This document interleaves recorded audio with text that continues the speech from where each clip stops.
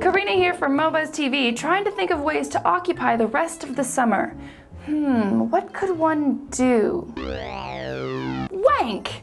You know, that's just one of those words that's best said by the British. You know, they always sound more comfortable with it. So it's not surprising that this summer there's going to be a massive wank-off in the UK. For charity, of course. It's actually called the Masturbate-a-Thon. It takes place on August 5th, and they're actually expecting hundreds of people to come to the event's central London location. Indoors, of course, not public. To raise money, participants can either get a sponsor or pay a £10 entry fee. The money goes to organizations that promote greater public understanding of and better services in HIV and sexual health. There are 2 prizes to be sought at the event as well. One is for endurance. The current world record, established after 5 similar events in San Francisco, is 8 hours and 30 minutes.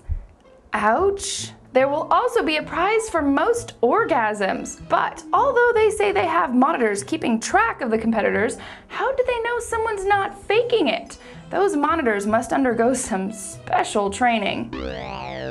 Now, if group self-pleasuring isn't your thing this summer, how about thinking about preparing for the total collapse of civilization?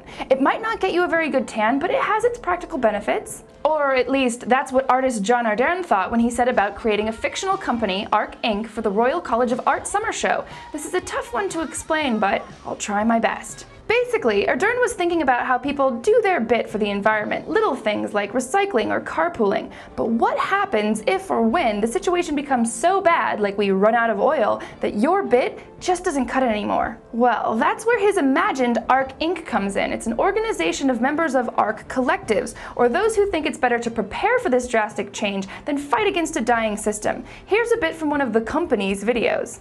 We made a sober decision to be entirely ready to remove, with the help available to us, all detrimental aspects of our lifestyle. Having made an inventory of the harm we have done, we now become willing, with the help of the Art Collective, to make amends to such harm. We now make direct amends to such harm wherever possible, except when to do so would cause harm to ourselves or the Art Collective. Now it gets a bit vague. How would ARC help you to prepare? Well, they have disaster tourism, preparing for disaster by experiencing it, I guess. And then there's the emphasis on intrinsic versus abstract value, which isn't so well explained. I think it means making sure that your valuables aren't things like currency, which after the collapse of civilization isn't going to be worth anything. It's much more complex than I've been able to explain, so I definitely recommend checking out this guy's website. It can be a little bit vague at times, but it certainly presents a really good what if to chew on.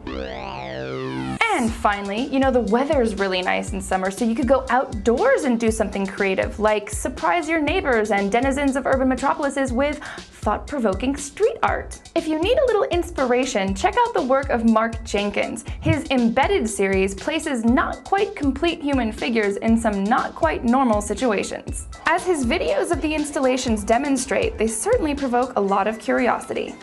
Says Jenkins, this series was inspired by the Graffiti Research Lab's model of street art as a form of hacking the urban environmental design to repurpose it for art installations.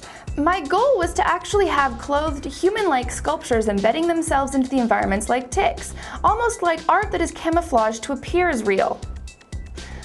Another series of installations were figures, human or not, made out of, I don't know, sellotape? Oh, yeah, it must be sellotape. Oops, this little dude had an accident. Jenkins' Stalker project concentrated on placing dozens of little tape babies in odd places around the city. The message on his page recommends, if while passing by one you feel strange sensations in your nipples or fingertips, adopt the infant, breastfeed, and give it plenty of TLC. It will gradually mature into a full-sized tape man or woman to cohabitate with you and eventually take you to the glazed paradise. Well, there you go. If you need something to do this summer, adopt a baby made of tape, which may be more palatable for most of you than group masturbation or the end of life as we know it. That's all for today, but remember, you could always just go to the beach. I won't judge.